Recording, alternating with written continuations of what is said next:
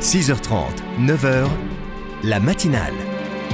Isabelle de Gomin, bonjour. Bonjour Stéphanie. Ce matin, vous nous parlez et du coronavirus et des Indiens d'Amazonie. Avec d'abord une première question, le gouvernement fait-il trop sur le coronavirus? Oui, c'est vraiment la question qui revient dans toutes nos conversations, qui a habité nos repas du samedi soir, j'imagine les vôtres, en tout cas comme le mien.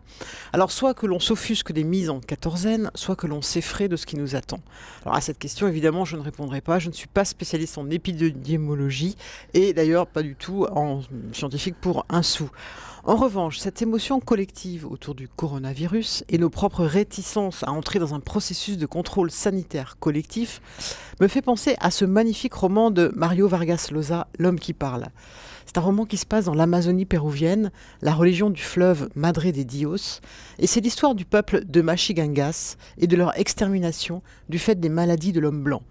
C'est une langue très poétique et dans cette langue, le prix Nobel compte comment les Indiens ont été contaminés inconsciemment par les pères blancs missionnaires. C'est un récit qui est construit autour de l'interjection Atchoum. Atchoum, c'est un banal rhume pour nous, mais pour ces Indiens, c'était l'annonce de leur mort. Je vous lis quelques lignes. Le mal s'était introduit dans l'âme de tous, enfants, femmes, vieillards. Eux aussi, Atchoum, Atchoum. Ils riaient au début, ils croyaient que c'était comme un tournis joyeux. Ils se frappaient la poitrine et se poussaient en jouant et tordant leur visage. Atchoum, la morve coulait de leur nez, la bave glissait de leur bouche.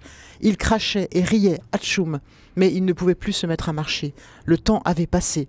Déjà, leur âme, brisée en morceaux, commençait à sortir de leur corps par le haut de leur tête.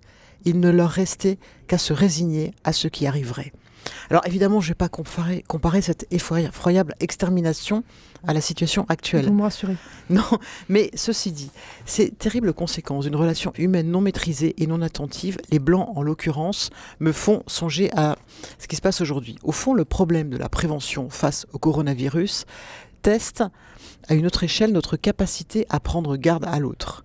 Nous, si on est encore actifs, en bonne santé, comme vous et moi à peu près, sans doute nous ne nous apercevrons nous-mêmes pas du passage du virus, à l'image de ces pères blancs de l'Amazonie. Mais on nous demande de respecter ces règles pour d'autres, nos anciens, nos malades, qui risquent d'en être les premières victimes. Nous ne devons pas nous affoler inutilement, mais nous devons adopter un comportement responsable pour eux. Cette épidémie rappelle que nous sommes solidaires dans une même humanité. Nous voilà, au sens propre du terme, responsables de la vie des autres. En termes laïques, cela s'appelle la citoyenneté. En termes plus chrétiens, l'amour du prochain.